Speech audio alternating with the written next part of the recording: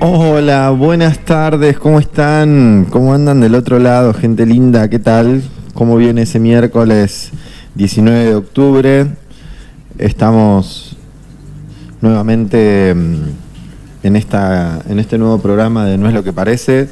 Agradecemos, como siempre, en cada problema, sí, lo escucharía mi terapeuta, en cada programa, a la institución que nos brinda el espacio. Muchísimas gracias por permitirnos y abrirnos las puertas para poder realizar este programa, para poder compartir juntos. Hoy tenemos como bastantes cosas para traer arriba de la mesa, pero antes, bienvenido mi querido amigo, licenciado, profesor y un montón de cosas más, el señor Emiliano Mirabella. Hola, Iván. ¿Cómo dice que le va? Muy bien, cansado pero muy bien. Bueno, vamos. Y lo que pasa es que venimos con un fin de semana bastante golpeadito también, me parece. ¿Cómo estuvo el Día de la Madre? Estuvo diverso, sí, estuvo lindo. Diverso en comidas, en bebidas. No, vos sabés que me tocó patamuslo las dos veces. En una patamuslo y en la otra patamuslo, me tocó las dos veces. Bueno. ¿Hicieron algo a la parrilla? Yo a la parrilla y el otro fue como al horno, cacerola, no sé qué habrá sido. Ah, bueno, muy bien, muy bien. Pero bien. Bueno, pero la han pasado bien. Sí. Me imagino que alguna copita había dando vuelta. Había copitas. Muy bien, me parece muy bien. Bueno, estamos nuevamente acá en la radio haciendo este programa que tanto disfrutamos compartir. La idea para los que se están sumando es abrir un poco las puertas de estas conversaciones que van surgiendo, que son cosas que nos atraviesan a todos en el día a día. Así que, bueno, hoy tenemos como decía, medio diversa la cuestión. Yo hoy tiré ahí como una idea en Instagram donde pregunté a la gente de qué tenía ganas de hablar o qué tenía ganas de escuchar, y las respuestas fueron diversas. Me llamó la atención mucha respuesta de sexo. ¿Quieren que hablemos de sexo? Que tienen que hablar con expertos, no es nuestro caso. Claro, no sé, bueno, también puede ser. Me dijeron sexo, astrología, comida, bebida y desapego, que es un tema que justo hoy de alguna u otra forma íbamos a tocar. Vamos a hablar de desapego mejor. Hablemos de desapego. Bueno, ya iremos tocando todo el resto de las temáticas. A mí me gustaría bordear ese tema para introducirlo después, o quizás para completarlo después, porque yo también, en la medida que tiraste eso, incluso antes, también me puse a pensar un poco los temas, haciendo caso a un oyente que dice: los programas tendrían, porque tiene cierta experiencia esta persona, los programas tendrían que tener una continuidad, cosa que del tema anterior puedas seguir con el programa que sigue, ¿no? Y me acordé de una película que se llama Matrix, que la hemos mencionado en el programa anterior, o en el anterior, la verdad que ya no recuerdo, pero que en esta película habla un poco de los paradigmas. Yo me gustaría relacionarlo con los paradigmas. Bien. Me gustaría relacionarlo, visualizarlo o tener un parámetro con respecto a los paradigmas y a la zona de confort. Me encantó. Porque ahí donde el protagonista Neo, vamos a hacer de cuenta que todo el mundo vio la película, o por lo menos que todos estos oyentes vieron la película, y si sí, no, quizás véanla seguramente antes, después de no sigan escuchando el programa y vean la película. Claro, o después van y van a tener una idea, ¿no? Donde Neo, nuestro protagonismo, el protagonista de la película, vivía como en una zona de confort, pero que tenía una disconformidad. Uh-huh. ¿Sí? Había algo que lo estaba molestando y que en algún punto pretendía encontrar algo diferente. Sabía que lo que estaba viviendo no era tan, no sé si real sería el término, pero no era tan satisfactorio. Entonces iba a la búsqueda de otra cosa. ¿Sí? ¿Te acordás de la película? Sí, no, te estaba escuchando atentamente y me estaba acordando incluso del principio de la película, donde, digamos, no se termina de saber, esto está bueno, no se termina de saber cómo Neo sabe quién es Morfeo. porque o lo decía que estaba tipo en la y lo estaban investigando. Esa parte no me la acuerdo, cómo él sabe quién es, o cómo él intuye lo de Morfeo. Porque lo buscaba en internet. Pero bueno, ese entremezclado de lo virtual y lo real era... Al principio era difícil de entender. Era densa, al principio era denso la película. Hasta que no empezaron los tiros, ¿viste? Es que sí, bueno, incluso cuando él... Viste que él sucede su encuentro con Morfeo, después se despierta en su departamento como creyendo que era un sueño y aparecen los agentes, claro. y ahí es como que el chabón tiene un cachetazo de realidad como ya más... Sí. Pero me gusta, sí, claramente podemos hablar muchísimo de esta película creada por los Wachowski, que es una obra maestra, hermosa. En una oportunidad aprendí lo que es una metáfora, lo que podría llegar a ser una metáfora de lo que es un paradigma. Uh-huh. Si yo te digo el ejemplo, claramente es un ejemplo viejo, antiguo, ya caduco. Porque un paradigma es como si fuese un mapa. El mapa, por ejemplo, de una ciudad. El paradigma te va a dar una noción, no solo geográfica, porque esto es una metáfora, te va a dar una noción espacial de dónde vos podés estar ubicado y hacia dónde podés ir. Entonces hay una referencia, hay un paradigma que es el mapa y hay una parte real que vendría a ser las calles, la ciudad. Si el paradigma que nosotros visualizamos no es de esta ciudad, obviamente no vamos a llegar a un punto en la ciudad gracias al paradigma, al mapa. ¿Sí? Claro. Yo tengo el mapa de Punta Alta, en Bahía Blanca no voy a llegar a ningún lado. Algún chico que me escuche me dice, te fijas en el teléfono y llega fácil. Mándame la ubicación y ya está. Por eso digo que el ejemplo es viejo. Pero el punto es que el paradigma es esa forma, digamos, es esa manera de poder ver la realidad desde otro lugar. Uh-huh. El mapa, este papel, este plano, ¿sí? Es el paradigma de la realidad. ¿Cómo nosotros vemos la realidad? ¿Estamos? Perfecto. Y esto nos va a dar una pauta de que muchas veces el mapa puede estar desactualizado, o que nosotros estamos ubicados en otro lugar, o que queremos ir a otro lugar, y tenemos que empezar a modificar esos paradigmas. Inclusive lo que te acabo de mencionar, si no encontrás el lugar en el mapa, lo googleás en internet y ya está. No necesitas específicamente fijarte en ese mapa. Uh-huh. Van surgiendo como otras alternativas para visualizar ese paradigma y que nos van a dar un panorama diferente de lo que es la realidad. Podemos teorizar un poquitito. Un paradigma es una idea preconcebida de lo que nosotros conocemos de nuestra realidad, que es compartida, porque tenemos una realidad compartida.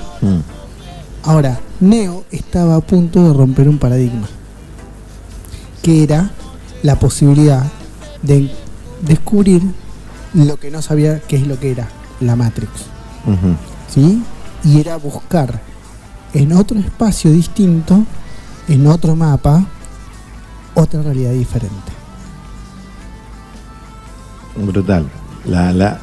Me encanta la capacidad de análisis. Es que la película en un montón de aspectos nos muestra reiteradas veces voy a hablar desde mi punto de vista, porque esto no es completamente así, es mi visión de la película, ¿no? Sobre cómo muchas veces estamos en un estado como de dormidos. Viste que hay un montón de cosas que están, obviamente que la película tiene que tener como una cuestión metafórica, que tiene que tener una trama de ciencia ficción, pero si uno va desglosando la película, hay un montón de paralelos que son muy de la vida misma, ¿no? Como cuando Cypher se quiere borrar de tener esa capacidad de ver lo que realmente era la realidad, el chabón lo cambia por una buena vida sin recordar, y por lo que llamamos buena vida, ¿no? Como repleto de dinero, pero que no le haga mal a nadie, porque viste que él dice, creo que empieza diciendo un mafioso, no, mejor no, un actor reconocido, ¿no?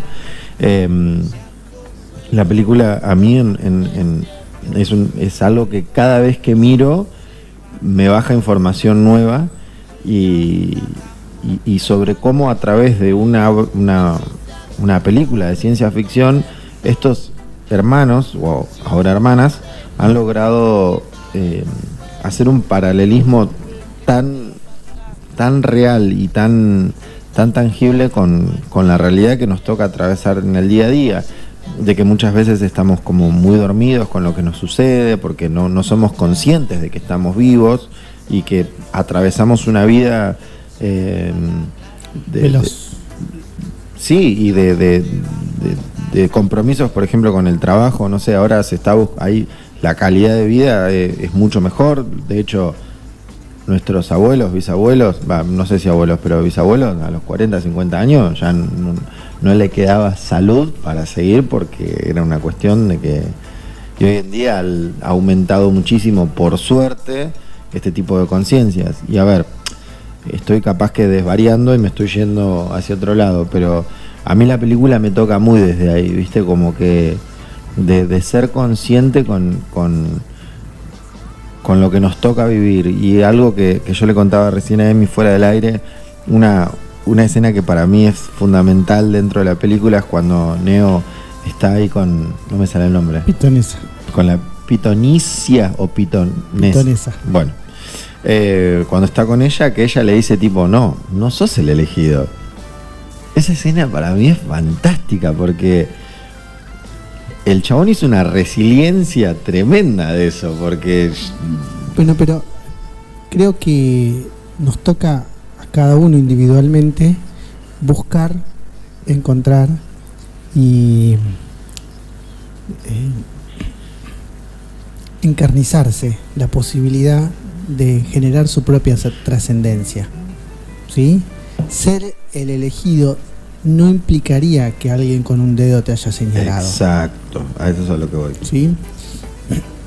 Y pensarlo como el elegido, como una única opción o una única persona sobre todas las demás personas, sería un error conceptual con respecto a la idea. ¿Sí? Me parece que la idea trasciende más sobre romper nuestra zona de confort. Sí, claramente. Destrozar esa zona de confort, y va a tener un choque, va a tener una fuerza resistencial en contra nuestra, o por lo menos en contra del deseo ese de querer romper esa zona de confort, o por lo menos extenderla hacia lugares donde nosotros deseamos, y no como vos decías, que estamos dormidos pero despiertos, como plantea la película, donde no somos los dirigidores de nuestra conciencia o de nuestra vida. Vamos, transitamos. Es que, perdón, te interrumpí. En cierto punto, la zona de confort es muy limitante. Es un cuadrado. Yo siempre lo visualicé como una estructura, la zona de confort. Es como que te quedas en esa cómoda, por así decirlo, que en realidad no, ni chicha ni limonada, porque llega un punto que vos tenés que romper esa estructura, tenés que trascender. A ver, una persona, desde mi punto de vista, a medida que vas creciendo, vas teniendo nuevas ideas, nuevos desafíos, nuevos objetivos. Entonces, si te quedas como en esa zona de confort, llega un punto que inevitablemente va a empezar a haber una resistencia, porque no podés permanecer ahí. En la zona de confort se sobrevive, y muchas veces es conveniente sostenerla un tiempito y ya está. Bueno, pero me parece que la palabra que vos dijiste, sobrevivir, esa supervivencia que te da la posibilidad de la zona de confort, justamente es la que hace que se sostenga. Ahora, vamos a ir un poquitito más atrás. La zona de confort no es necesariamente ese espacio confortable, no es un sillón todo con almohadones donde vos estás todo plácido mirando televisión, no. La zona de confort es la rutina. Esa rutina en donde nosotros estamos atrapados y que lamentablemente no nos hacemos al trabajo de visualizarlo como para ponerle unos colores diferentes, para darle esos matices. Vos lo graficabas con un cuadrado, y yo en una oportunidad lo vi como lo había explicado como con círculos. Hay una zona de confort que es un círculo y adentro de ese círculo hay otro círculo más pequeño que se llama zona de influencia. Esa zona de influencia por donde nosotros nos podemos manejar y por donde nuestra acción tiene repercusión, se puede extender. Y a medida que se extiende esa zona de influencia, nosotros vamos a ir agrandando la zona de confort. O sea que la zona de influencia nunca va a tocar el perímetro de la zona de confort. ¿Se entiende esto? Perfecto. Entonces, a medida que nosotros vamos ampliando nuestra zona de influencia, donde nosotros podemos influenciar un poco por nosotros mismos y un poco por el exterior, ampliamos esta zona de influencia, ampliamos nuestra zona de confort. Tenemos acceso a más personas, tenemos acceso a más posibilidades, tenemos acceso a más objetos, tenemos acceso a más conciencia nuestra, tenemos acceso a generar mayor felicidad y tristeza a los que nos rodean e inclusive a nosotros mismos, porque no es poco. Entonces, en la medida en que nuestra zona de influencia se va agrandando, vamos a tener que tener en cuenta de que nosotros vamos a tener que ir estirando ese círculo, agrandándolo con el riesgo, y eso es lo que genera miedo, de caernos. Porque es como una línea que nos da la sensación de abismo. Claro. Ir más allá de nuestra zona de influencia nos genera cierto temor. Claro. Y es por eso que tendemos a quedarnos en esa zona de confort. No tendemos a agrandar esa zona, porque ir más allá, romper esa zona de confort, es en algún punto tenerle miedo al abismo. Claro. Por lo que vos decías de la supervivencia. Si en esta zona estoy vivo y no corro riesgos, no me conviene moverme. Entonces la supervivencia va a actuar a mi favor y no me va a dar la chance, la posibilidad o el coraje quizás para extender esa zona de influencia. Pero al mismo tiempo que nosotros tenemos el deseo de extender esa zona de influencia como una especie de fuerza expansible, hay otra fuerza que te tira para abajo, que te tira para atrás y que no te da esa chance, que es una fuerza de resistencia.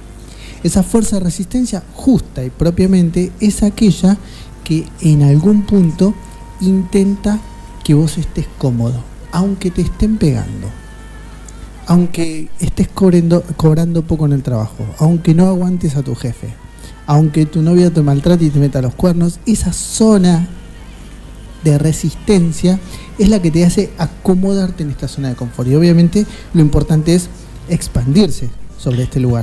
Perdón, voy a hacer un paréntesis. Esa zona de resistencia psicológicamente... Fuerza de resistencia, perdón.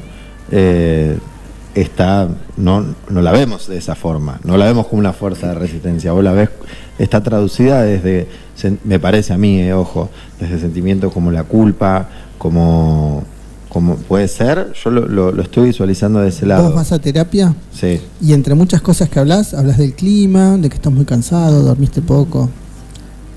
¿Qué importa eso en la terapia? No, absolutamente nada. Pero lo hablas. Eso se llama resistencia. Ah, no, yo no lo hablo. Me refiero, es un tema de conversación, como para romper el hielo, o ponerles, por ahí hay veces que entras en una queja. Porque eso es justamente a donde iba. Yo lo quería ejemplificar, por ejemplo, voy a desnudarme con mi zona de confort y cuento cuál es la zona que yo descubrí que es mi zona de confort, es la queja, ¿no? Como, esto, a ver, ¿qué es? En mi caso, es una zona de confort que yo pude vislumbrar hace mucho tiempo y que la pude romper. ¿En qué sentido? La pude trascender, puedo decir, esto es la pregunta que yo me hice. ¿Qué función cumple la queja en mi vida? Y la respuesta a la que logré elaborar es no moverme de acá. La queja no me permite el movimiento porque estoy quejándome, como estoy señalando ahí con el dedo, que lo que estoy señalando son las fallas que tengo con el espejo. Es muy loco. Entonces había como una queja culpa, ¿no? Era esto que vos decías, el loop. Yo lo pensé automáticamente esto, porque era el loop de mi queja culpa, ¿no? Me quejo y me genera culpa y ¿qué hago? Y hasta que un día dije, basta, o sea, no voy a dejar de quejarme o no voy a dejar de quejarme si no voy a hacer nada. Entonces yo dije, bueno, listo. Capaz que la situación sigue siendo la misma, pero digo, al menos ya no me quejo. Bueno, listo. Ahí cambia tu zona de influencia. Empieza a extenderse tu zona de influencia. Antes estaba replegada en ese círculo chiquitito y ahora, aunque te quejes y por lo menos tomes a la queja como nafta para prender un fuego que se expanda, te va a dar la posibilidad de que tu zona de influencia se extienda. Sí, no, es que... Y eso da miedo. Sí, sí, claramente. Un poco de temor. ¿Sí? Habría que abrazar esto porque hay que... Lo que cotidianamente se habla, dice, tenés que enfrentar tus miedos, etcétera, etcétera, que a veces se dice muy livianamente, pero hay que trascenderlo, y hay veces que no necesariamente es sentir ese temor adrenalínico porque algo suceda, ¿no? Me parece que es enfrentar el miedo como ir un poquitito más allá de ese lugar en donde nosotros podemos generar influencia. Que vos decías, esa queja culpa. Poder decir que no da miedo. Es que sí, es que yo me asusté. Yo los primeros días cuando corté con esa sintonía, fue como, empecé a estar estable, empecé a estar bien. Yo, bueno, ¿qué está pasando, gente? Bueno, fíjate que ese no agranda tu zona de influencia porque vos influencias sobre tu vida. Entonces tu influencia se expande. ¿Sí? Y no es lo mismo decir que sí a decir que no. No, claramente. Aunque el no tiene mala prensa, pero en estos casos, en favor de... Él no tiene mala prensa, me encanta. En estos casos, en favor de intentar mirarse más a sí mismo que para afuera, podemos influenciar más el entorno gracias a nuestra existencia, a nuestra prioridad. ¿Sí? Porque cuando por lo general no podemos decir que no a otros es por culpa. Esto lo hemos hablado, tal cual. Tal cual. Me encanta la intensidad que va tomando la conversación. Estamos entrando en una que me quedé ahí como pensando, digo, qué loco, porque esta pregunta, la zona de confort tiene como una mala prensa también. Es mala. ¿Eh? Es mala. La zona de confort ¿es así? O sea, ¿es afirmable que la zona de confort es mala? A ver, si es dinámica, no. Ok. Si es estática, sí. Es necesaria, digamos. Convengamos que en algún punto puede llegar a ser necesaria por la sencilla razón de que la zona de confort necesita de su existencia para que nosotros como seres humanos podamos sostenernos, tener esa continuidad. O sea, tenemos una continuidad, tenemos una identidad, y esa identidad tiene mucho que ver con cómo nosotros trascendemos en el tiempo, y esa trascendencia temporal tiene que ver con una continuidad temporal. Si nosotros andamos bailando temporalmente de una personalidad a otra, no vamos a tener zona de confort posible. ¿Sí? Pero tampoco vamos a tener una identidad más de uno está levantando la mano. Pero tampoco vamos a tener una identidad posible.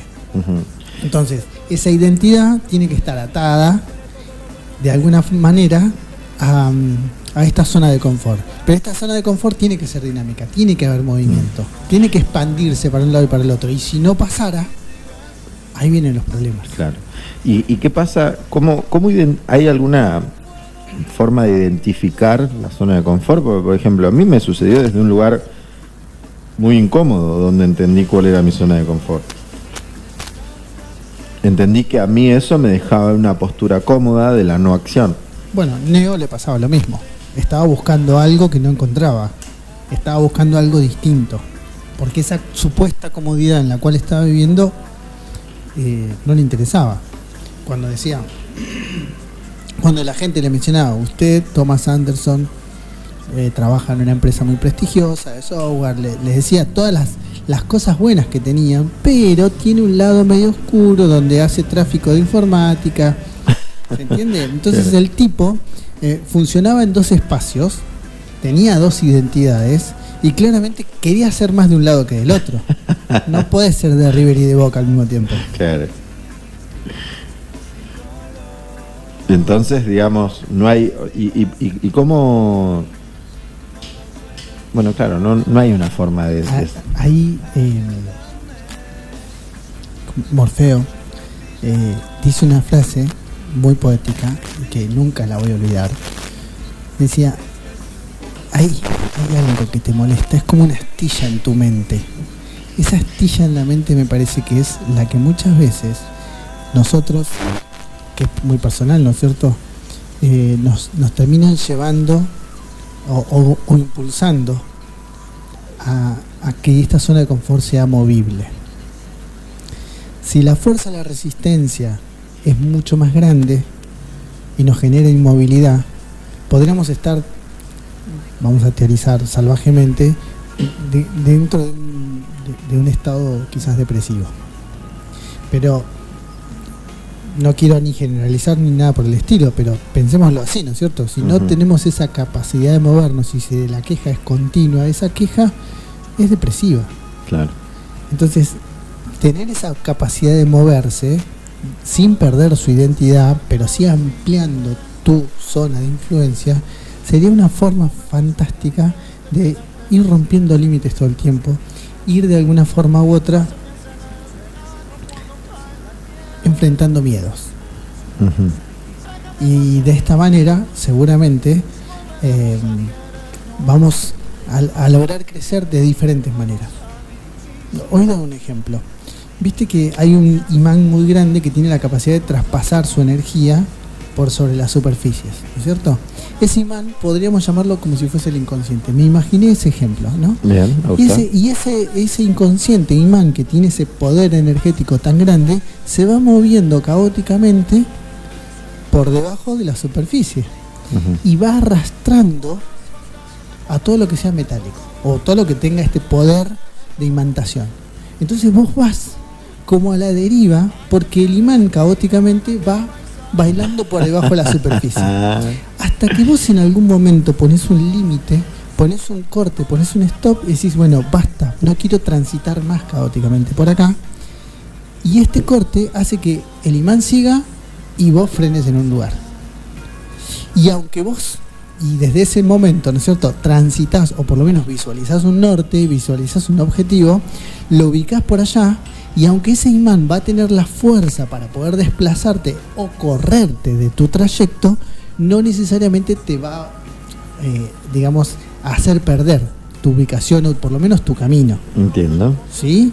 Entonces, en la medida en que nosotros identifiquemos más, en la medida en que nosotros hagamos que nuestra zona de confort sea más movible, más dinámica y más extensible, siempre lo que vamos a terminar haciendo es luchar contra la potencia de un imán, pero al mismo tiempo siempre teniendo una tendencia. Claro. Aprender a nadar en el cardumen. O salirse del cardumen, ¿no? Muchas veces también. Muchas veces. Sí. Creo que muchas veces. Y acá yo estaba pensando justamente en este ejemplo tan visual que pusiste, también cómo entra, ¿no?, esto que cómo lo enganchamos con el apego, porque en cierto punto ese movimiento que uno a veces inconscientemente vas para allá o tenés este tipo de vinculaciones porque las tenés y porque no te las replanteás, tiene que ver con una cuestión de apego que me parece que capaz que estoy diciendo una brutalidad, pero es una especie de conducta, ¿no? Es como una especie de no me sale la palabra que quiero decir. Y justamente lo estaba visualizando con tu ejemplo y estaba pensando en hoy que nos habían dicho que hablemos del desapego, que muchas veces ese stop, ¿no?, es claramente empezar con el desapego, pero hay un paso antes que es darse cuenta de que uno está yendo en una dirección que no está siendo controlada por uno. Claro. ¿No? Y como venimos hablando en todos los programas, uno ve concretamente un resultado, pero muchas veces antes de ver ese resultado pasaron un montón de cosas. Y entonces es importante, me parece, tener como registro de esto para justamente ser amable en todos estos procesos que nos tocan, que muchas veces uno ni se da cuenta lo que está sucediendo y de repente estás como ahí, transitándolo y vas para adelante, o sea, de una forma como muy, muy positiva, ¿no? Sí. Trascendiendo. Sí. Por ahí el apego o el desapego, me parece más noble sería hablar del apego. Sería un capítulo aparte, que lo podemos enlazar completamente con lo que veníamos hablando. Después de una tanda musical, ¿no? Bueno, hacemos una pequeña tandita, vamos a arreglar el matecito. Las personas que están del otro lado, yo les voy a cantar el número de teléfono por si se quieren contactar con nuestro número de WhatsApp. Estamos en el 291-504-4970. No es lo que parece, es este programa que está sonando por la 104.3 FM Liverpool. Gracias por estar ahí. Cuéntenos, manden un mensajito a ver qué piensan, qué sienten, o simplemente para contarnos qué están haciendo. Even if we're hopeless and we know that this will hurt, tomorrow is just a word that they can't control.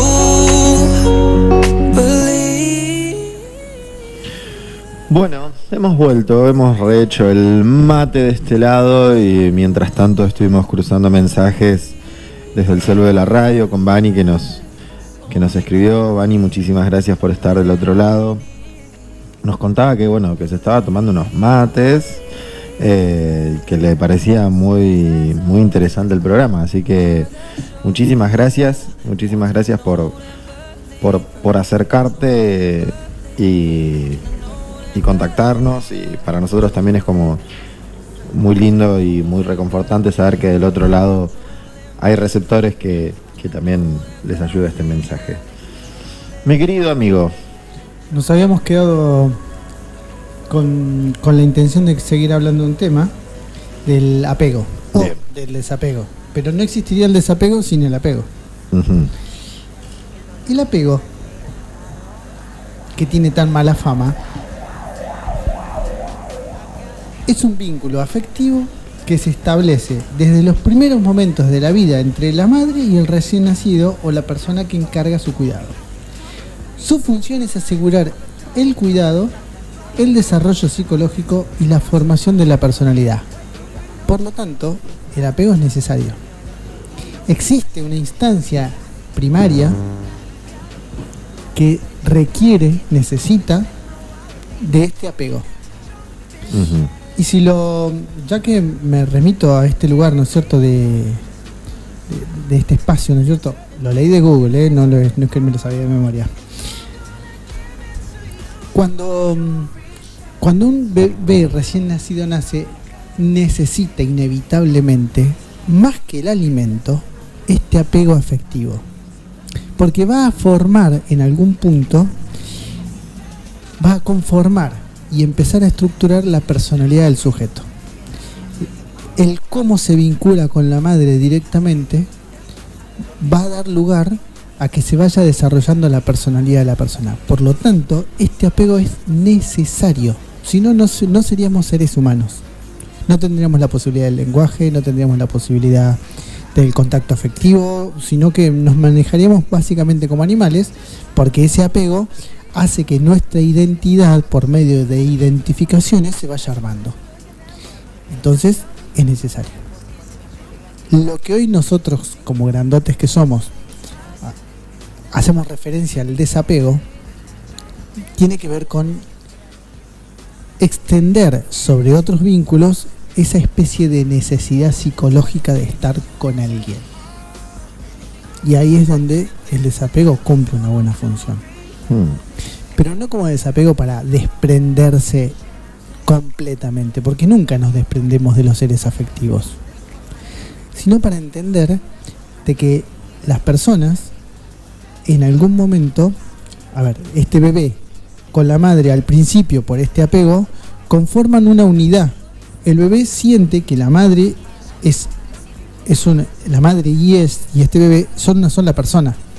No contempla la separación, y con el tiempo de maduración este bebé empieza a entender que la madre es una entidad distinta de esa persona. Claro. Es una persona diferente. Entonces ahí se empieza a transformar cierto nivel de desapego que es gradual, no es instantáneo. Ese desapego va a empezar a ser gradual, y ahí, en la medida en que la persona tome buena distancia sana con la madre, esa distancia, cercanía sana con la madre, es donde el bebé empieza a formar bien su personalidad. Claro. Cuando hay situaciones que son o que generan algún tipo de conflicto, de trauma dentro de ese proceso, es donde se realiza un apego afectivo medio traumático, ¿no? Y es ahí donde nosotros trasladamos nuestro apego afectivo hacia otras personas. Entonces, cuando algo cuando existe una separación, si bien hay un duelo en medio de todo esto, tiene que haber en algún punto un momento en donde el desapego exista. ¿Por qué? Porque yo soy una persona distinta a la otra.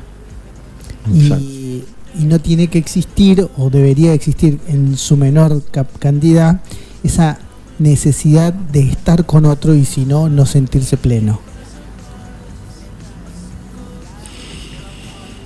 ¿Qué tenés? No, mientras te estaba escuchando estaba pensando en algunas frases budistas al respecto que hablan del apego de una forma muy, muy integral, y pensaba también en la importancia de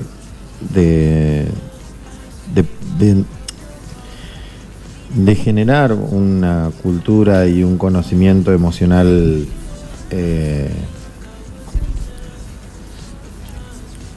importante, o sea, de que sea sano, ¿no? En el sentido de que este apego, digamos, entre bebé y madre,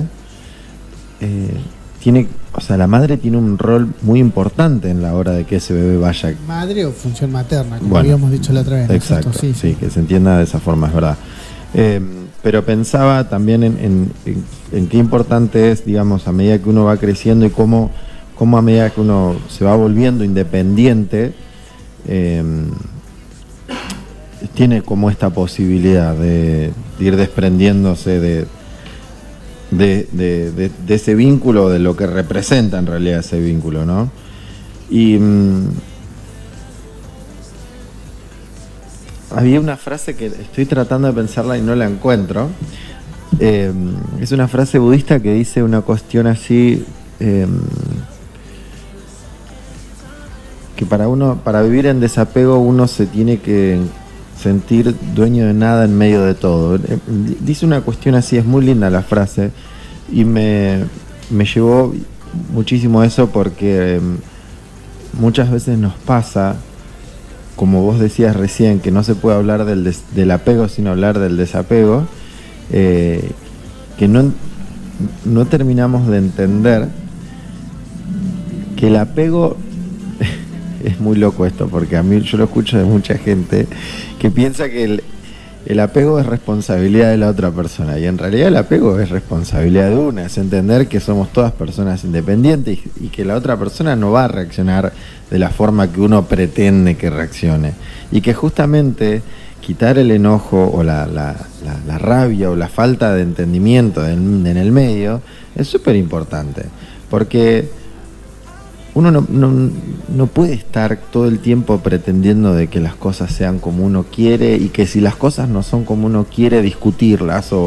Y es como, no, bueno, o sea, vos sos así, yo soy asá, y podemos ponernos de acuerdo, pero no voy a intentar cambiar tu forma de pensar. Me fui por una arista, perdón. Me fui por una arista, claramente. Sí. Necesito hablar al respecto. Vos sabés que lo que leíste recién, porque claramente ahí Buda tenía como una dirección con respecto a las posesiones. Entonces habla de las posesiones materiales, como apegarse a los objetos, ¿no? Y hoy una paciente estaba justamente hablando de eso, de que tenía mucho apego, que no podía desapegarse de las cosas, que tenía un placar lleno de ropa y que buscaba ropa para donar, para regalar, y no podía, porque dice, no, esto lo puedo usar, y que no se podía desapegar de eso, ¿no? Entonces yo le explicaba que el desapego tiene que ver con cuestiones mucho más emocionales y no tan materiales. Eso... Aunque también, ¿sí? quizás si uno pudiese elevarse un poco más y decir, bueno, no tengo más apegos emocionales, va a ser más fácil tener desapegos materiales. ¿Sí? Acá la encontré la frase. Manda. Dice, el mundo está lleno de sufrimiento. La raíz del sufrimiento es el apego a las cosas. La felicidad consiste precisamente en dejar caer el apego a todo cuanto nos rodea. Para vivir una vida desapegada, uno no se debe sentir dueño de nada en medio de la abundancia. Estaba pensando en eso. Y que esto es un montón, hay un montón de gente que le sucede como esta cuestión de no voy a descartar. En el ejemplo de la ropa lo dijiste espectacular, pero sucede no solo con la ropa, sucede con objetos que vos decís, ¿para qué tenés guardado esto? ¿Entendés? ¿Por qué? A mí me pasaba muchísimo con mi abuelo. Cuando mi abuelo falleció... ¿Lo tenías guardado a tu abuelo? Lo tengo todavía al abuelo guardado, pero ya está empezando a largar el olor. No, chicos, por favor, va. Ya nos ponemos con el humor. Cuando yo entré al cuartito de mi abuelo, mi abuelo tenía como un cuartito donde nadie entraba, ¿viste? El chabón tenía los paquetes de yerba doblados, o sea, había doblado todos los paquetes de yerba y los había puesto carita con carita. Era como y yo le preguntaba, pero ¿para qué quería esto el abuelo? ¿Por qué tapitas de cerveza, corchos, no sé, la cantidad de cosas que encontramos? Vos decís, ¿para qué juntaba esto el abuelo? ¿Por qué no lo tiraba? Y hay un par de conductas así en mi familia, todavía queda un par de... Yo tiro, yo no me sirve, chao. Mientras menos es más. Bueno, hay que ver qué le servía a él, porque debía tener una funcionalidad eso, ¿sí? Tenía seguramente una funcionalidad. Doblar específicamente algo y ubicarlo en tal lugar tenía una funcionalidad. Que no sea práctica no quiere decir que no sea funcional. Bueno, ahí es donde me tengo que quedar callado, pero... A ver, estamos de acuerdo en lo siguiente. Por ahí es innecesario, por ahí es funcional a un trastorno, es funcional a yo qué sé, a una rutina, es funcional a algo que es inservible y que quizás no molesta a nadie. Era el sucucho de sus recuerdos, porque ahí ponele trofeos o souvenirs o un montón de cosas que inclusive, por ejemplo, estoy mirando acá, un cuadro. ¿Para qué? Para mí el cuadro hay que cambiarlo. De vez en no te digo que todos los años, pero a mí me pasa con un cuadro que tengo en la oficina que es precioso. Pero yo ya es como que ya está, ya es hora de...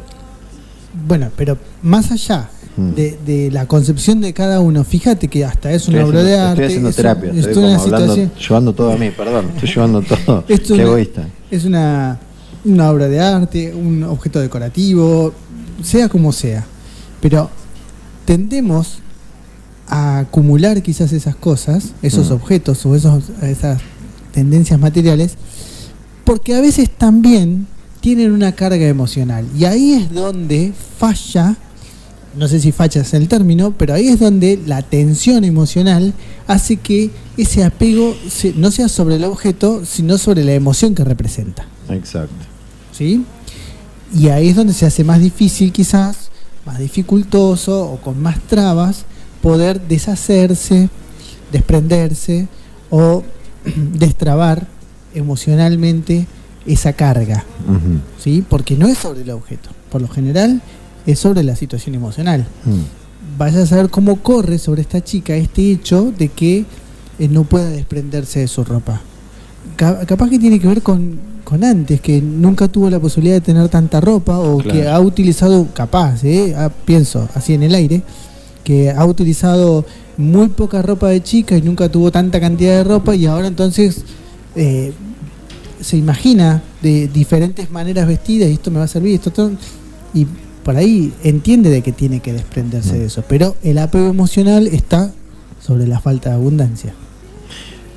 Yo voy a hacer la pregunta que todas las personas del otro lado están queriendo que haga. A ver, si sos tan psíquico.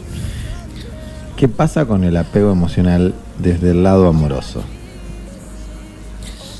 tiene que ver con, a ver, como yo te decía, al principio, cuando este bebé y la madre tienen este apego, que es necesario, es un apego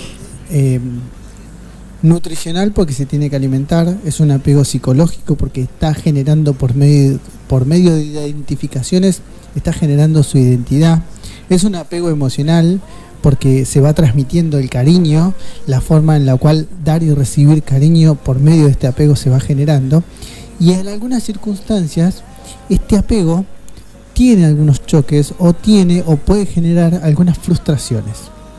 Y ahí es donde yo te decía, ¿te acordás el ejemplo del imán? Sí. Muchas veces este imán tiende a ir a esos lugares antiguos donde se han generado esas frustraciones. Entonces nuestro apego está puesto sobre esa carga emocional. Entonces esa persona representa inconscientemente, o por lo menos un aspecto de esa persona representa inconscientemente aquel momento en donde nosotros hemos quizás sufrido alguna situación emocional y que nos ha quedado cargado emocionalmente y lo repetimos sobre esa persona. Entonces la imposibilidad de generar el desapego justamente se da porque nunca aprendimos sobre esa situación. Nos quedó como esa carga negativa en aquel momento histórico, en el inconsciente, y por lo tanto la tendencia es a repetirlo. Y es por eso que cuesta el desapego. Entonces podemos decir que porque sería, o sea, sería muy general preguntarte el por qué. Sé que no podemos hablar de eso porque hay muchísimas cuestiones que pueden influenciar y en cada historia es completamente distinto, pero sí me parece que hay una pregunta que cada persona se podría hacer para poder trascender un poco esto, y es el para qué, ¿no? ¿Para qué llega este apego a mi vida? ¿Qué es lo que me está permitiendo? Y otra cuestión que yo quería, desde mi punto de vista, siempre hablando, aquí el licenciado eres tú, que el desapego, hay una cuestión que me parece que a veces la gente tiende a confundir. El desapego no es tirar. El desapego no es decir, bueno, te tengo que olvidar, no, te dejo, no. Me parece que el desapego es entender literalmente que hay otra persona enfrente de uno. Es una cuestión de independencia emocional. Es una cuestión que no es que porque una relación que estuvo mal, que estuvo fallida, necesito olvidarte. No necesitas olvidar a nadie, necesitas aprender que somos completamente distintos. La gente dice que, hay como esta cuestión social que se escucha un montón, estoy sufriendo de apego,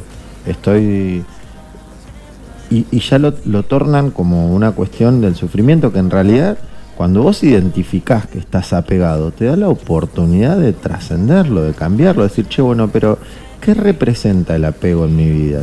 Ahora que nosotros estamos explicando el apego, ¿para qué llega el apego en mi vida? ¿Cómo puedo trabajarlo? ¿De qué forma puedo entender que la emoción es una emoción y que me da la posibilidad de trabajar en un espacio terapéutico o no lo que me está sucediendo? Creo que no merece explicación. Voy a complementar todo lo que dijiste porque más allá de que hiciste una pregunta, lo explicaste antes. Lo habías aclarado muy bien. Cuando lo que necesitamos entender es que hay otra persona adelante, enfrente nuestro. Y esta necesidad en algún punto renace desde el principio. El apego surge y es necesario para que el bebé, en este caso, cree, forme y estructure su identidad. Y en la medida en que esta personita, empieza a desapegarse de la madre, la identidad ya va a estar más formada. Por lo tanto, yo soy yo, el otro es otro. Exacto. Entonces, ahí es donde el desapego va a ser más viable, ¿sí? Porque el otro lo convierto en otro y no en uno mismo. Si no estás, me mato. Si no estás, no puedo vivir. No soy feliz sin vos. Y todas esas cosas es resignificar alguna situación de apego en la cual antes estuvimos encerrados y que lamentablemente nos ha generado cierto nivel de frustración, porque nos ha generado dolor la separación de la madre con nosotros. ¿Sí? Entonces, y encima no se sufre de apego, se sufre de desapego, porque se sufre de la imposibilidad de desapegarse de la otra persona, no de estar pegado. ¿Sí? Es como, no sufrís de amor. Claro, se sufre de desamor. Sí, exacto. ¿Sí? Y ese desamor es, tal cual como lo dijiste vos, la dificultad de poder entender que más allá de mí hay otra persona. Y que el sentimiento que tengo hacia él es hacia esa otra persona. Claro. Y lo no, que es la otra y lo que esa persona representa, porque muchas veces pasa eso. no entendí. Lo que representa la otra persona. Para nosotros. Claro, sí, por supuesto. Hay una representación de esa persona hacia nosotros, pero bueno, hay que entenderla también como fuera de lo que representa para nosotros, como como un ente aparte que lo es, ¿no es cierto? Pero bueno, nosotros no nos terminamos enamorando del todo de la otra persona, sino de lo que la persona representa por alguna situación de apego anterior. ¿Sí? ¿Qué me No, me iba a tirar una bombita. No la voy a tirar ahora. Te voy a preguntar fuera del aire a ver si podemos hablar de la polémica me asusta el acertijo, dijeron los lerutianos. ¿Qué opinás? ¿Viste el video de Rolón hablando sobre que no existe el amor, que no existe el enamoramiento? Como que con Andy Kuznetsov. Ahora después, si querés, lo vemos. Lo vemos y hablamos un poquito al respecto. No lo vi, no lo escuché. Fue bastante... ¿Te chocó? Me dejó pensando. La verdad es que me dejó pensando. Sí, mira, la semana pasada estuvimos hablando de sensaciones, de sentimientos, de emociones, y no eran ni más ni menos que, digamos, impulsos que van por medio de nuestro cuerpo, del exterior, pasando por nuestro cuerpo, e interpretados por el cerebro. Entonces la sensación de sentimiento es experiencia codificada por el cerebro. El amor para mí eso es un montón de información. Es un montón de información que vibra en nuestro cuerpo. Utilizado en términos que vos me puedas entender. Vibra en nuestro cuerpo esa información. Pero no es ni más ni menos que la sensación, digamos, sensorial, voy a ser redundante, lo sensorial que nuestro cuerpo percibe es traducido por nuestro cerebro. Y eso, replicado en un montón de experiencias, va generando el sentimiento. Que en este caso puede llegar a ser amor. Pero si uno piensa, yo amo a tal persona porque me es fiel, porque me cuida, porque me respeta, porque sabe respetar a otras personas, por la manera en que trata a los demás, sí, hay un montón de factores que siempre tienen mucho más peso que por el sentimiento. ¿Me explico? Como que el sentimiento pierde contundencia y consistencia a medida que va pasando el tiempo. ¿Por qué razón? Porque hay, si se quiere, conceptos o valores morales por sobre encima de los sentimientos que hacen que nosotros terminemos amando a una persona. Me quedaste. ¿Sí? A ver. No sé, a mí siempre me pasó de otra forma. Supongamos, vos tenés una novia, una pareja, y esa novia te mete los cuernos. ¿Sí? Nunca me enteré, pero bueno, quisiera que siga. Moralmente, ética, moral y socialmente está mal visto. Sí. Y por lo tanto esa situación desenamora, porque trae aparejado otras cosas. Trae aparejado la mentira, el engaño, trae aparejado el ocultamiento, trae aparejado un montón de otras cosas. Situaciones que no tienen nada que ver con el sentimiento, ni que te hacen enamorar ni desenamorar. Claro. ¿Se entiende? Son situaciones morales que te hacen alejar de esa persona. Bueno, yo alguna vez, esto lo voy a dejar para que quede en el tintero, que yo quiero que en algún programa hablemos de por qué hay tanta diferencia entre el amor entre una amistad y el amor de pareja, el amor romántico, digamos. Pero la dejo ahí, porque es Borges lo dijo. Ah, ¿sí? Sí. ¿Hay una respuesta? Sí. El amor de la amistad trasciende el tiempo.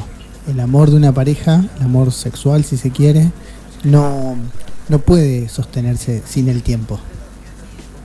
Si fácil. La distancia y el tiempo destrozan al amor de una pareja. Lo destrozan. Necesitan de otros condimentos mucho más grandes y necesitan claramente de una solvencia emocional, psicológica, no voy a decir emocional, una solvencia psicológica muy muy grande por parte de las dos personas para poder trascender en el tiempo sin que se estropee el amor. En cambio la amistad no. Encontrate un amigo en la primaria y vas a hablar de las mismas pavadas que decías en la primaria y vas a sentir esa conexión inmediata y no vas a necesitar tener tus minutos para entrar en calor y tener un contacto con la otra persona. Clases, iba a hablar de la escuela. El año pasado uno de los compañeros de la primaria armó un grupo de WhatsApp y de Facebook donde juntó a la mayoría de los compañeros, ¿no es cierto?, de séptimo grado, antes era séptimo, antes de egresarnos. Y bueno, nos juntamos, y hay gente en Córdoba, gente en Europa, gente en Bariloche, acá en Bahía un montón, más allá en Ushuaia. Inevitablemente se hicieron subgrupos, me imagino yo, porque me pasó a mí. Yo tengo una comunicación mucho más directa con uno de mis amigos y que, si bien la voz era distinta, era la misma. Yo estaba escuchando al mismo cabezón que cuando tenía 12 años. Claro. ¿Se entiende? Y entonces esto, la voz le cambia. Yo le decía, ay, qué lindo escucharte, porque es como si no hubiese pasado el tiempo y pasó. Porque yo no tengo la misma voz que antes y él tampoco, pero sin embargo es su forma de comunicarse, es eso que hace la esencia.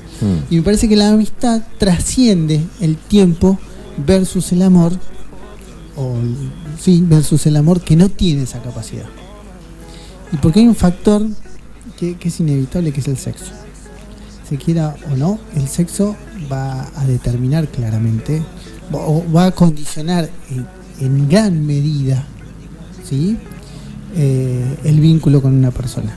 No porque sea necesario, sino porque como seres humanos, lo que nos diferencia es que utilizamos el sexo como una actividad placentera, no como una actividad reproductiva. Claro.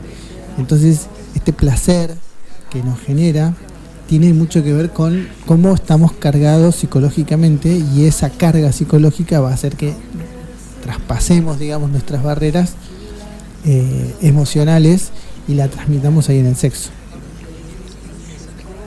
Por eso las amistades con sexo en el medio son difíciles de encontrar o de sostener, y las relaciones humanas, o por lo menos las relaciones amorosas, sin sexo en el medio. Y no hablo del acto sexual.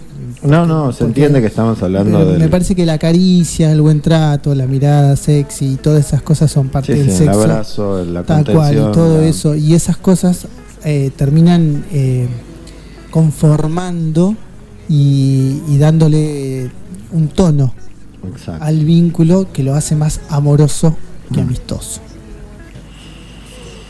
Wow. No me asusta el acertijo. Está muy bien. No.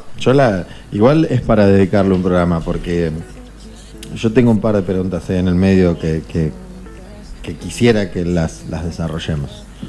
Pero ahora, volviendo un poquito para atrás, aunque ya no puedo volver para atrás porque se puso como muy interesante la cuestión. Porque aparte también nos habían dicho que hablemos de sexo. Querían que hablemos de sexo, pero no dijeron nada. Dijeron sexo. Está bien, bueno, hablemos de sexo. ¿Quieren hablar de sexo? Hablemos de sexo. El otro día fui a ver una obra de teatro espectacular, donde se trató mucho el tema del sexo, y se trató mucho el tema del sexo de una forma espléndida, natural, gloriosa. Me encantó. La primera escena era una señora grande, unos 60 y largos por lo menos, que se estaba masturbando. Sobre todas las cosas fue muy fuerte, porque yo fui con mi madre, con mi hermana no, estoy mintiendo. A esa hora fui con mi hermana y con mi hermano. No estaba mi vieja en esa hora. Con mi mamá fuimos a ver otra obra. Y me pareció completamente rica la situación porque yo estaba sentado encima, atrás de las amigas de esta señora, y veía toda esta secuencia y yo digo, claro, la gente mayor también tiene sexo, ¿entendés? Es como algo que está como... Hay un tabú ahí en el medio, ¿no? Hay una fecha límite para dejar de tenerlo, pareciese. Claro, viste, es como que vos decís, no, hasta acá. No, por favor. Y me inevitablemente, esa fue como una primera obra donde se encontraba esta señora que tenía como una cuestión de que se había insertado un aparato que le generaba orgasmos, que no sé qué. Y estaba buenísimo porque en el medio estaba en el consultorio, ¿no? Para ver al especialista que le había metido este aparato. Y aparece una chica treintañera, larga, que también quería como empezar a experimentar más con su marido, qué sé yo. Y entonces empieza a hablar una situación como entre la chica joven, que le empieza a dar como una especie de tabú, lo que ella misma quería hacer, y encontrándose con la situación que se encontraba la señora. Y fue fantástico poder vislumbrarlo eso de una forma natural, incluso como con tonos graciosos y no incómodos.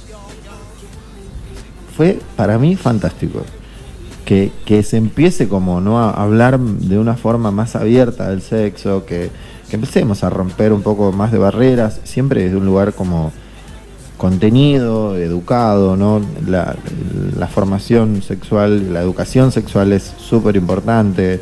Que nada, yo quedé muy contento.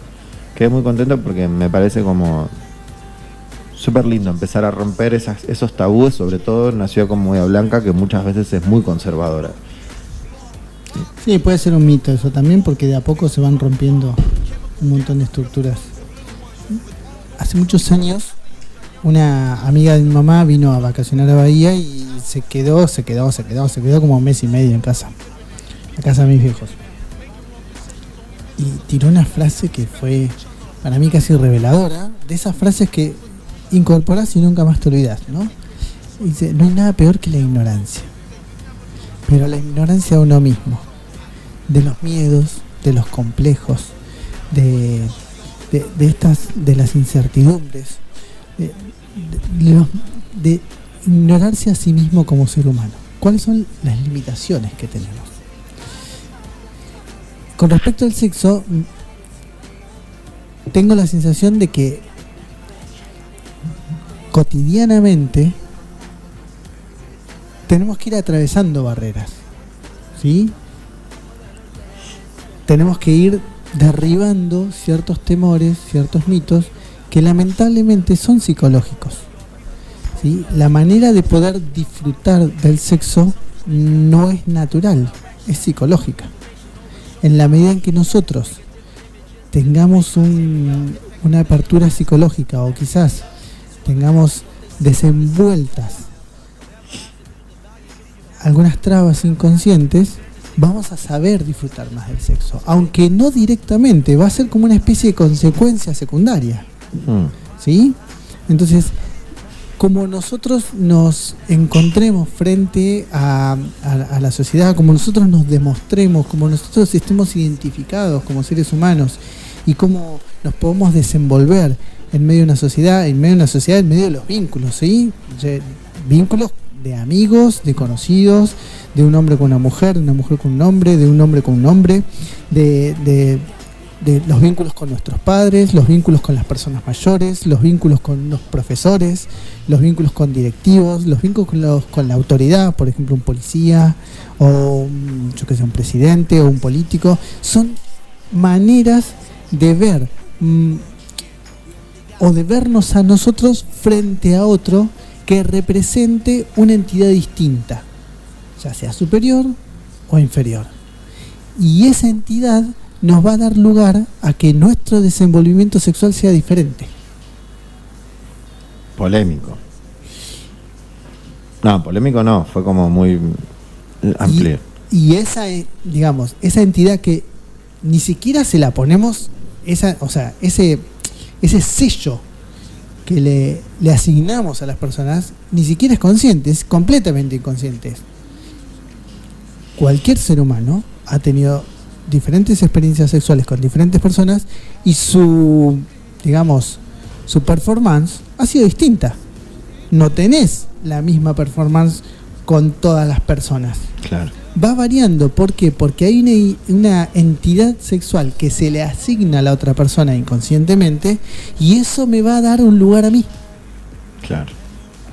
Y ese lugar me va a ser completamente diferente en la manera de estar, de sentirme cómodo, de sentirme pleno, mucho más activo, también pasivo, nos va a dar ese lugar. Aplausos. Maravilloso. Muy sí. Yo me quedé escuchando porque es fantástico escuchar. El sexo nos atraviesa. Pero además de atravesarnos, en el sentido de que nosotros no tenemos un pleno dominio de nuestra actividad sexual, ni con las miradas, con los gestos, con nuestro cuerpo habla mucho más que nuestras palabras, muchísimo más, y terminamos en algún punto siendo presas, ¿sí? O medio, no sé, por ahí estoy poniendo palabras muy duras, pero no somos 100% dueños de nuestra sexualidad cuando nos convertimos en seres sexuales. Entonces, el reconocimiento o la falta de la ignorancia de nosotros mismos, esa chance de encontrar, de identificarnos, de saber desapegarnos del otro, justamente para no tener este apego que tenga que ver con un vínculo cercano arcaico, para no tener ese apego y encontrar al otro como un distinto, nos va a dar la chance de que nosotros tengamos una actividad sexual mucho más sana. Qué fantástico. Y cómo en el medio también por suerte, ¿no? Está empezando a haber como mucho más ruptura de esto que tiene que ver más con la parte emocional de hablarlo, ¿no? Como de no pensar el sexo como un acto en sí, sino como, hablemoslo, fijémonos de qué forma, cómo. Bueno, pero depende de cómo hablemos, no es lo mismo gritar que hablar, no es lo mismo susurrar que hablar. No, bueno, sí, pero yo me estoy hablando en el sentido de que antes, digamos, no se abría tanto a la conversación con respecto al sexo. Me parece que da una posibilidad a una entidad más consciente para que nosotros podamos tener, digamos, mayor protección hacia nuestra identidad sexual, pero no definición. No. Ante nuestra identidad sexual. Poder protegerla mejor nos va a dar esa chance de que estemos más protegidos, de que estemos y de que estén, ¿sí? Nuevas generaciones. Yo lamentablemente el otro día andando en bicicleta con unos amigos, en la charla decía, es lamentable, pero existen, yo doy clases en la escuela, soy terapeuta, y hay un porcentaje muy elevado de personas que han sido abusadas, y no desde el abuso carnal, sino desde otro tipo de abusos, y generan marcas muy grandes. Y nosotros como hombres, muchos, no tenemos esas posibilidades tanto como la tienen las mujeres, lamentablemente. Y a una vez me tocó Soler y Alsina. Yo salía del consultorio, estaba cruzando Soler por la calle Alsina, caminando como si nada, y eran 2 o 3 adolescentes. Me tocaron el culo de una forma, no te puedo explicar. Para mí fue, inconcebible. No lo pude de ninguna manera. No me entró. No me entró en la cabeza, no lo podía entender, no entendía qué hicieron, por qué lo hicieron, qué es lo que querían, y yo me asusté. Me asusté a tal punto que caminé más rápido, ni atiné a mirarlas, a hablarlas, retarles, nada. Fue una situación de abuso. No me lo esperaba, en el medio del centro, Soler y Alsina, 7:30 de la tarde. Imagínate, es una situación. Bueno, pero por eso mismo también qué importante es, sobre todo dentro de todas las cosas que están sucediendo, hablar al respecto y empezar a tomar conciencia, sobre todo los hombres, de cuántas situaciones. Bueno, a mí por suerte me ha pasado que he crecido en un ambiente de mucho respeto, de esas cosas no sucedían dentro de mi grupo de amigos, pero qué importante que es hablar de esto. Es súper importante porque realmente la mujer lo sufre de una forma que los hombres jamás lo vamos a entender. Completamente. También asumo que hay hombres que han sufrido este tipo de abusos. Sí, claramente. O sea, en diferentes niveles. Yo te estoy comentando un detalle chiquitito, te tocaron la cola. ¿Sí? Sí, bueno, pero pudiste vislumbrar mínimamente para hacer un paralelismo. Sí, es una pavadita. Sí, pero así mínima. Así todo. O sea, yo tenía 40 años, ponele, fue hace un tiempo. O sea, por lo general las situaciones de abuso son situaciones de desbalance. Hay una persona que tiene más poder sobre el otro y por lo general es un mayor frente a un menor que no tiene esa capacidad de poder discernir, de poder pedir ayuda o poder defenderse. En mi caso, quedé tan invalidado que la situación estuvo desbalanceada. Por eso te digo que fue como una especie de abuso, porque ellas tres tenían como esa impunidad, independientemente de la edad, de poder hacerlo sin que no pase nada, porque hasta el contexto, digamos, del lugar y de la cantidad de gente, porque miró un montón de gente esa situación. Claro. Sí, o sea, la impunidad fue total y quedé desarticulado de la posibilidad de poder defenderme ante esa situación. Y quedó en la nada. Quedó un chiste para ellas y una situación, no te voy a decir traumática, pero sí que la recuerdo con cierto amarguez, ¿no? Un sabor muy, muy, muy amargo. Sí, que también, bueno, vos fíjate, hoy en día también nos permite, y gracias por compartirlo, pero también nos permite como traer un ejemplo de tal magnitud. Yo estoy tratando de ser como muy cauteloso con las palabras porque yo no tengo el título de licenciatura en psicología, entonces no quiero generar ningún tipo de nada, de malestar ni nada, pero sí voy a reiterar que es súper importante que estas cosas se hablen, que la gente joven empiece a tener más conciencia de que, y que también, a ver, hay un montón de gente de mi edad que en ciertas cosas hacemos agua y de poder empezar a ponernos en los zapatos del otro y empezar a tener un poco más de empatía. Estamos hablando del sexo y también estamos hablando de una cuestión de la preservación emocional, ¿no? Como si querés lo seguimos relacionando, no deja de ser apego y desapego, porque el desapego, tal cual lo planteaste vos, es la posibilidad de entender que hay un otro del otro lado. Cuando yo estoy generando un acto de este tipo, asumo que el otro es de mi pertenencia y por lo tanto somos casi lo mismo. ¿Sí? No existiría quizás la posibilidad de que el otro sea un distinto. Algo de esto se debería quizás jugar, o capaz que se juega algo de esto en psicología. Por una cuestión de estadística siempre es conveniente, y de prudencia, ¿no?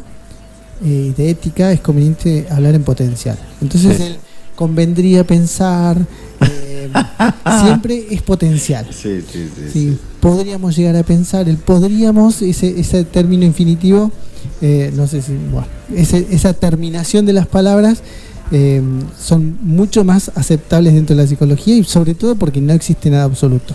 Pero bueno, podríamos llegar a pensar de que esta imposibilidad del desapego, esta imposibilidad o esta fijación al apego que existe sobre ciertas entidades, hacen que el otro no deje de ser otro, no nos permita ser otro, y lo captamos como Claro. si fuese nuestro y lo tratamos como un objeto. Tal cual. Vamos a hacer un pequeño receso. Vamos a respirar, dale. ¿Eh? Vamos a respirar. Vamos a hacer un pequeño receso. La cosa se puso hermosamente intensa. Para los que están del otro lado, nuestro número de teléfono es el 291-504-4970. Estamos hablando de sexo, estamos hablando de apego, estamos hablando de desapego. Empezamos hablando de Matrix y una cosa llevó a la otra, así inevitablemente. Hicimos un salto como Neo. Sí, Saltamos de un edificio al otro. Así que bueno, los esperamos. Hacemos un pequeño break y volvemos.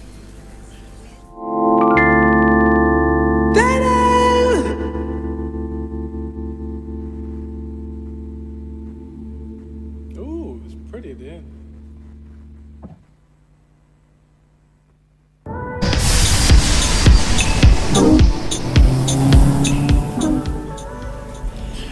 Bueno, volvimos. Gracias por estar del otro lado. De a poquito nos vamos acercando al final de este programa. Volvemos con un mensaje que nos ha llegado ahí. Si querés compartir, amigo. Creo que me retaron. No fue en reto. Frases. Silvina dice: yo siempre digo que es bueno incomodarse para acomodarse. Obvio los más rígidos no los tienta, pero la evolución es casi inevitable. El desapego no solo es el amor y no solo a la madre. Aprender a vivir desde el desapego es vivir más livianos. El no apegarse a vínculos ni a cosas materialistas, ir por la vida disfrutando el aquí y ahora. El amor de una pareja trasciende aceptándose en la montaña rusa de la vida. Muchas veces veo que las concepciones de los sentimientos, o sea, las formas que tenemos de amar y de concebir cuando el amor es más fuerte o menos fuerte, son como construcciones. A veces son importantes, pero también es cierto que las frases no son lo suficientemente abarcativas, aunque poderosas, pero no son lo suficientemente abarcativas como para dar razón de por qué decidimos terminar amando o no a una persona, por qué decidimos compartir con otra persona algo como el amor. Tiene que ver con la forma en la cual aceptamos vincularnos con el otro y aceptamos dar y recibir ese vínculo con el otro. Y muchas veces no lo decidimos. Esa frase, quédate con quien te mire así, quédate quien... Sí, sí. Son muy lindas, pero no definen. Es muy difícil definir, me voy a quedar con esta persona que me mira de esta manera. Me voy a quedar, quédate con quien te cebo más de la mañana. No es suficiente. No es suficiente y muchas veces, por mucho menos, mucha gente, o por todo lo contrario, mucha gente se queda en ese lugar. Uh-huh. ¿Cuántas veces un grito, un golpe, un maltrato nos estanca en un espacio? Y no necesariamente el buen trato, como si estuviese de buena prensa, ¿no? Que es la buena prensa que se tiene, pero no siempre esta prensa es una tendencia que no necesariamente es posible de llegar, de Claro. acceder a ese lugar. Ese espacio vincular que tenemos con nosotros mismos, porque tiene que ver con esto, con la posibilidad de poder decir que no Y eso es una posibilidad que tenemos que crear. Esta zona de confort, esta zona de influencia que nosotros tenemos que expandir para que nuestro movimiento o para que nuestra zona sea más dinámica y tenga mayor movimiento, no es ni más ni menos que esa posibilidad que nos tenemos que brindar a nosotros para que podamos aprender a amar. Amar para dar y amar para aprender a recibir, que es mucho más importante que dar. Porque muchas veces terminamos recibiendo mucho de lo bueno y mucho de lo malo. Y estamos amando o estamos siendo amados. Pero es una forma de amar, porque si yo al recibir lo acepto como viene, es una manera de amar porque estoy aceptando al otro. Claro. Aunque me dé un golpe o aunque me dé una caricia, estoy aceptando al otro, lo estoy amando por lo que me da. Y estoy amándolo por lo que recibo. Entonces este ida y vuelta, este juego constante de activo-pasivo, no hace ni más ni menos que agrandar nuestra zona de influencia. Y lo ideal sería que sea movible, expansible, que cada vez sea más grande, que cada vez nuestra conciencia sea más grande, que cada vez tengamos más clarificado un norte, que cada vez tengamos la posibilidad de poder visualizar inclusive varios puntos, varios objetivos. Es esa posibilidad de tomar la píldora roja y empezar a despertar. Empezar a despertar, y aunque nos desalienten y nos digan que no somos los elegidos, enfrentar el miedo, derribarlo y en algún punto encontrar nuestras limitaciones y así salvar el mundo. Bueno, es que sí, va por ahí. Creo que justamente lo que estamos tratando de abrir la pregunta en este programa, en este episodio, es en incentivar a que cada persona nos demos el trabajo de repreguntarnos, de ubicarnos en dónde nos encontramos y cómo queremos estar, de replantearnos un montón de cuestiones que tienen que ver con nuestra realidad y con nuestras costumbres para poder acercarnos cada vez a una convivencia y a un trato más amoroso con uno mismo, para poder de esa forma también sanar los vínculos donde corresponden, ¿no? Como que hay muchas veces que sucede que se quiere sanar un vínculo en una pareja con vínculos o con lo que representa un padre, con lo que representa una madre, y de repente hay un montón de cosas para trabajar que son súper importantes, que cada persona entienda que él es, desde mi punto de vista, siempre diciéndolo, qué entiende por amor, de cómo vibra esa cuestión, para poder empezar a entender 7 pueblos antes de hablar de sexo, 7 pueblos antes de hablar de apego o desapego.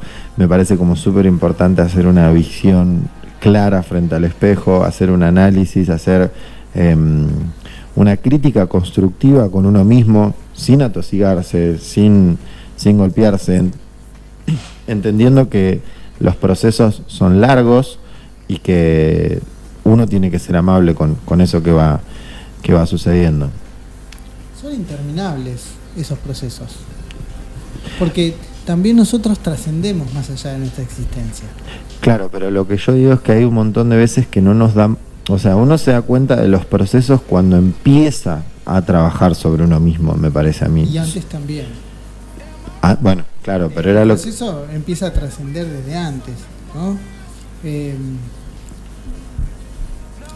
A ver, tu bucle de queja, ¿sí? Ahí empezó el proceso, queja-culpa.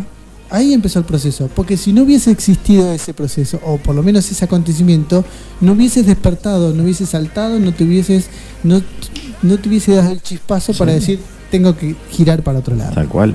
Entonces ahí estaba el proceso, y me parece que tiene altibajos, nuestra manera de entendernos tiene que tener altibajos para que genere mayor potencia, para que genere mayor impulso, la posibilidad de tener un reconocimiento distinto sobre nosotros. Desde ya. Es que sí, en este caso estamos hablando de que estaba la solución antes que la respuesta. Sí. la solución antes que la pregunta, quise decir, perdón. Y desde ya, a ver, nosotros estamos hablando desde un lugar donde tenemos, yo por lo menos, cierto conocimiento, vos, Emi, obviamente que tenés mucho más contenido teórico y más experiencia, ¿no? Pero me parece que lo fundamental es empezar desde una pregunta y queriendo un poquito más los espejos y empezando digo, estamos hablando del amor, del desapego, del apego, del sexo. Me parece que lo principal es empezar desde la emoción y desde cómo uno se encuentra con uno mismo, ¿no? Completamente. Así que hoy fue como un varieté que tuvo muchísimo sentido desde esta película. Fue un hermoso resorte porque no nos fuimos nunca del tema. No. Se ha estirado y volvimos a la Matrix. A la Matrix, sí, completamente. Creo que siento que tengo un montón de cosas para decir y me van a ir cayendo a medida que vaya terminando el programa. Las vamos a ir madurando dentro de este proceso y lo vamos a decir la semana que viene. Bien, perfecto. ¿Sí? Perfecto. Bueno, ya estamos medio que sobre la hora, mi querido amigo. Algo para acotar, para compartir. La semana que viene. La semana que viene. Bueno, perfecto. Desde ya, muchísimas gracias por estar del otro lado. Esto que estamos haciendo es para poder ampliar esta red de contención, ¿no? Siempre estamos hablando desde lugares amorosos y desde lugares desde muchísimo respeto, donde entendemos que cada persona es distinta, pero en cierto punto generalizamos y esperemos que nadie se sienta ni ofendido ni nada al respecto, porque justamente lo que estamos haciendo o intentando hacer es ampliar un poquito estos temitas que parece ser que siguen siendo un poquito de tabú, al menos en ciertos espacios. Así que bueno, damos por finalizado el episodio de hoy. Muchísimas gracias a todas las personas que están del otro lado, muchísimas gracias a la institución que nos abre las puertas de una forma tan linda para que podamos realizar el programa. Gracias, mi querido amigo y licenciado. Para mí es un placer. A mí me encanta escucharte. Yo cuando empezás a hablar es como que es como que en mi mente suceden cosas muy bonitas. Así que muchas gracias por compartir de una forma tan clara lo que hablamos. Gracias por ser tan buen oyente. Bueno, gente, que terminen muy bien el día. Muchísimas gracias por estar. Que tengan un muy buen fin de semana. Yo ya me adelanto, miércoles. Yo estoy diciendo feliz fin de semana, pero bueno, nosotros nos volvemos a ver el miércoles que viene. Así que bueno, ya saben, los invitamos a que se quieran, a que sean amables en el proceso, a que verbalicen lo que les está sucediendo, sea lo que sea que esté pasando, está perfecto, porque es necesario para su proceso. Les mando un abrazo gigante. Muchísimas gracias en parte de todo el equipo de No Es Lo Que Parece. Que terminen muy bien su día. Soy el Negro Cardoso. Emiliano es mi nombre, Mirabella. Y vos sabés que me acordé recién. Sí. Los programas están subidos a Spotify y a YouTube. No hablamos. Tenemos una plataforma que se llama No Es Lo Que Parece en Spotify y en YouTube también, pero es más difícil de encontrar porque en YouTube hay un montón de programas que se llaman igual. Sí. No sabemos quién copió a quién. Igual en este éter todo es compartible. Pero bueno, en Spotify, no somos celosos. No, tal cual. En Spotify es más fácil de encontrarlo. Están todos los programas salvo el primero, que no lo pudimos grabar, pero están todos los programas subidos. Así que bueno, si quieren recapitular o tienen la posibilidad de por ahí poder escucharlo entero con más calma o reescucharlo, allá están. Bien, perfecto. Un saludo para Vani que nos manda ahí otro mensajito diciendo excelente programa y que nos agradece. Bueno, nada, Vani, gracias a vos, gracias a Sil. Sil nos está escribiendo todo el tiempo, muchas gracias, una genia, sí, total. Se recopó. Divina. Y acá mandó un mensaje, que hoy es el Día Mundial contra el Cáncer de Mama. Hoy es verdad. Sí, estamos en octubre, yo me estoy olvidando que estamos en octubre. Bien, hay que concientizar sobre eso. Sí. Bueno, gente. Saludos. Muchísimas gracias y nos estamos encontrando el miércoles el miércoles que viene en el mismo espacio. Muchísimas gracias. Les deseamos que tengan una muy buena noche. Saludos.